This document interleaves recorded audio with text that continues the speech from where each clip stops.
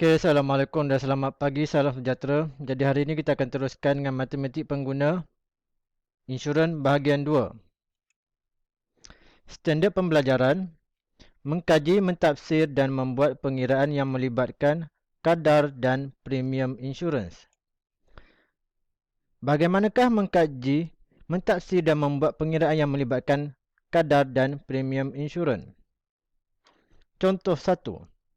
Jadual di bawah menunjukkan harga premium bagi insurans perjalanan yang ditawarkan oleh syarikat insurans PQ Berhad ke negara-negara Asia dan Eropah. Okey, jadual berikut.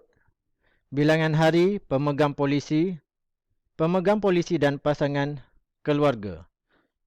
Sebagai contoh, bilangan hari untuk 1 hingga 5 hari, Asia RM39, Eropah RM53, pemegang polisi dan pasangan, Asia 69, untuk polisi dan pasangan 98, untuk keluarga Asia 87, Eropah 133. Dan seterusnya untuk bilangan hari 6 hingga 10, 11 hingga 18 dan yang terakhir premium tahunan berumur 18 hingga 69 tahun.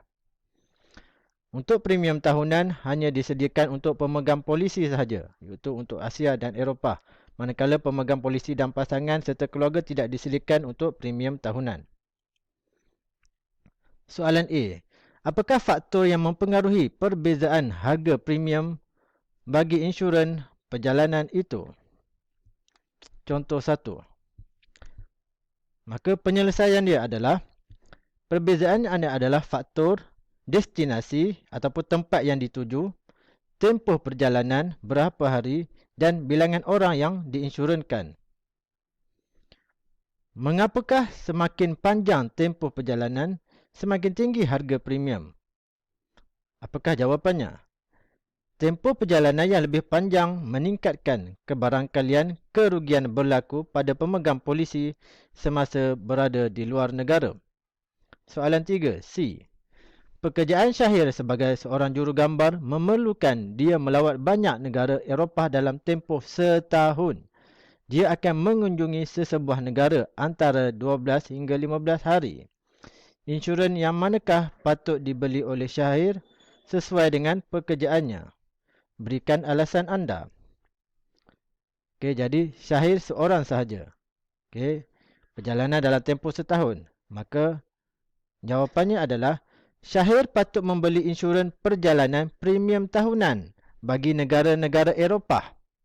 Kerana ini lebih menjimatkan daripada membeli insurans bagi tempoh 11 hingga 18 hari setiap kali perjalanan.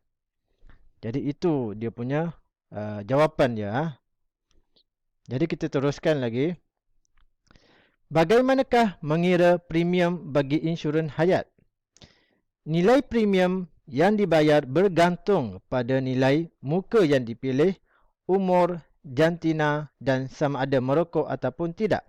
Berikut merupakan formula bagi pengiraan premium. Nilai muka polisi per RM darab kadar premium per RM. Jadi itu formula. Maka kita tengok kepada contoh untuk lebih kita jelas dan faham. Okey, ini adalah contoh 2. Jadual kadar premium tahunan bagi setiap RM1000 nilai muka insurans. Sementara boleh baharu tahunan yang ditawarkan oleh syarikat insurans XYZ adalah seperti berikut. Okey, ini adalah jadual kadar premium tahunan. Bagi umur 35 hingga 40, bagi lelaki bukan perokok dan perokok, bagi perempuan bukan perokok dan perokok. Maka kita lihat kepada soalan. Soalan A. Mengapakah kadar premium semakin tinggi apabila umur semakin meningkat?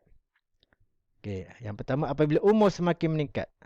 Jawapannya adalah kadar premium meningkat dengan peningkatan umur kerana jangka hayat setiap orang semakin pendek dengan penambahan umur. Okey, itu untuk yang pertama. Untuk yang kedua, bagi seorang perokok. Mengapakah kadar premium semakin tinggi bagi seorang perokok?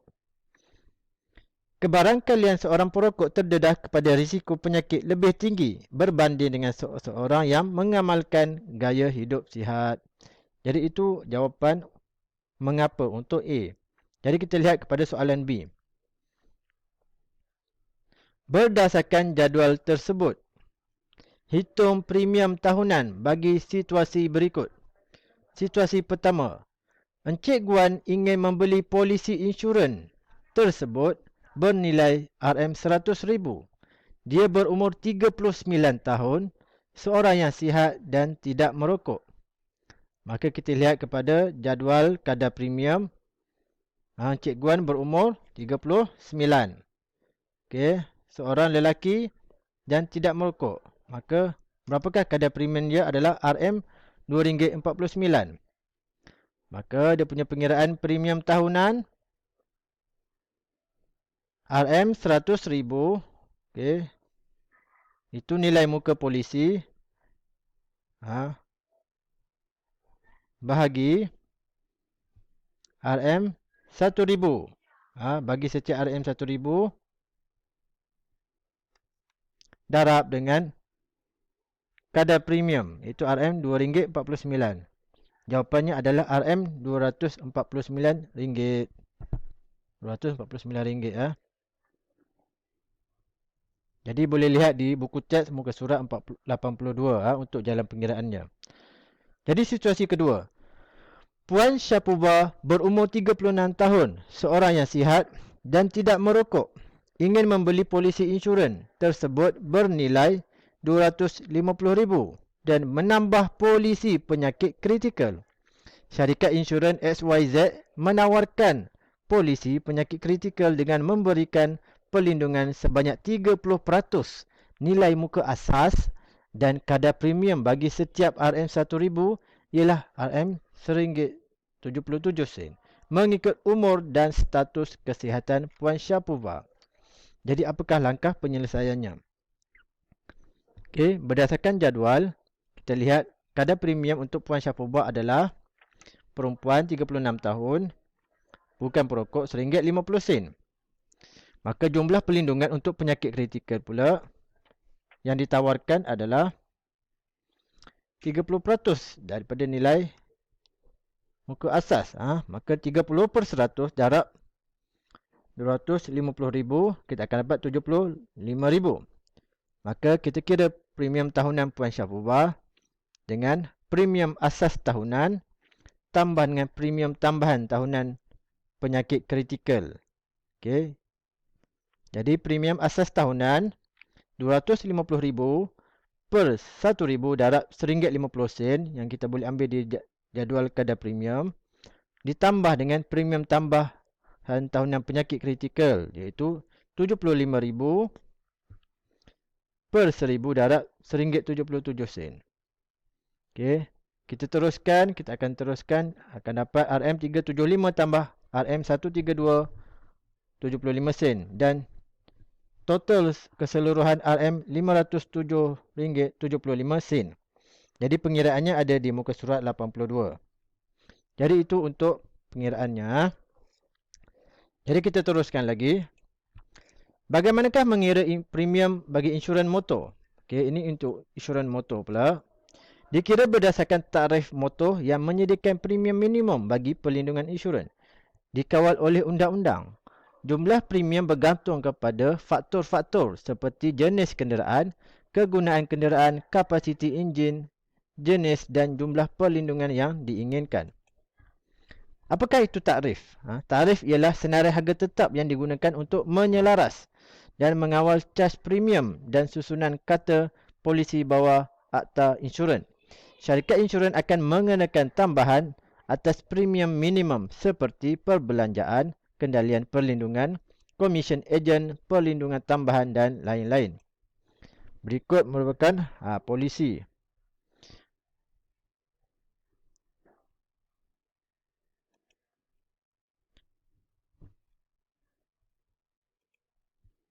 Okey, polisi Akta hanya bergantung pada kapasiti enjin kenderaan dan polisi pihak ketiga hanya bergantung pada kapasiti enjin kenderaan. Polisi pihak ketiga kebakaran, kecurian kadar premium ialah 75% daripada premium asas polisi komprehensif. Polisi komprehensif pula bergantung pada kapasiti enjin dan nilai kenderaan semasa ingin diinsurans. Jadi kita lihat seterusnya. Jadual di bawah menunjukkan perkadaran premium bawah tarikh motor bagi polisi motor yang dikeluarkan di Semenanjung Malaysia, Sabah dan Sarawak. Okey, kapasiti enjin tidak melebihi 1400 sehingga melebihi 4400. Boleh lihat di sini. Polisi komprehensif pihak ketiga untuk Semenanjung dan Sabah Sarawak. Okey, bagi polisi komprehensif kadar yang dikenakan adalah bagi RM1000 pertama dari jumlah yang diinsurансkan. Okey, sumber jadual tarikh motor 2015. Rumus mengira premium asas polisi komprehensif. Bagi kadar di Semenanjung, premium asas, kadar bagi RM1000 yang pertama tambah RM26 bagi setiap RM1000 atau sebahagian daripada itu bagi nilai yang melebihi RM1000. Bagi Sabah dan Sarawak, premium asas, kadar bagi RM1000 yang pertama tambah RM20.30 bagi setiap RM1000 atau sebahagian daripada itu bagi nilai yang melebihi RM1000. Contoh 3. Encik Ramli mempunyai sebuah kereta model Proton Izora 1.6 untuk digunakan di Semenanjung, Malaysia. Maklumat kereta itu adalah seperti berikut. Jumlah yang ingin diinsurансkan RM60,000, umur kenderaan 5 tahun, kapasiti enjin 1600cc dan NCD 25%. Hitung premium kasar bagi kereta Encik Ramli untuk polisi komprehensif, polisi pihak ketiga, kebakaran dan kecurian dan polisi pihak ketiga. Okey. Jadi kita lihat apakah itu NCD? Klausa diskaun tanpa tuntutan ataupun no claim diskaun akan diberikan jika tiada tuntutan dibuat terhadap insurans motor anda dalam tempoh perlindungan sebelum pembaharuan polisi dibuat. Oleh itu, premium yang perlu dibayar boleh dikurangkan oleh kelayakan NCD anda. Anda akan kehilangan keseluruhan kelayakan NCD anda apabila tuntutan kerosakan sendiri atau pihak ketiga dibuat terhadap polisi anda. Kelayakan NCD bergantung pada kelas kenderaan anda dan bilangan tahun pengalaman memandu yang berterusan tanpa tuntutan. Maka kita lihat kepada penyelesaian contoh 3 tadi. Untuk yang pertama, polisi komprehensif, ini adalah pengiraan dia. Kereta ini di Semenanjung. Jadi RM1000 yang pertama, A, rujuk pada jadual 305.50 sen yang mana 1.6cc. Kemudian yang B, RM26, darat 59. 59 datang dari mana? Daripada 60,000, jumlah yang ingin syurutkan, tolak 1,000 bagi 1,000, kita akan dapat 59 setiap RM1000. Kemudian kita akan dapat hasil daratnya 1,534. Okey, seterusnya premium asas ialah A tambah B, kita dapat 1839.50. NCD 25%, kita kira NCD daripada 1839 ni, kita akan dapat 459.88. Dan premium kasar yang terakhir C tolak D, 1839.50 tolak 459.88, kita akan dapat 1379.62. Untuk polisi pihak ketiga kebakaran dan kecurian, premium asas 1379.63. Okey, dari mana datang? Ini adalah 0.75. 0.75 ialah 75%. Yang mana kita boleh rujuk pengiraan premium insurans motor 75% ataupun 0.75 darab 1839.50. 1839.50 itu adalah polisi komprehensif yang kita telah kira sebelum tadi. Maka NCD 25%, 0.25 darab 1379.63. Kita dapat 344.91 dan akhir premium kasar A tolak B dapat 1034.72. Dan polisi ketiga, premium asas 135 rujuk kepada jadual. Kemudian NCD 0.25 darab 135, kita akan dapat 33.75 dan premium kasar A tolak B 101.25. Maka pengiraan ini ada juga di buku teks muka surat 84. Jadi sekian untuk bahagian 2 Terima kasih. Sila buat soalan 1, 2, 3, 3.1b.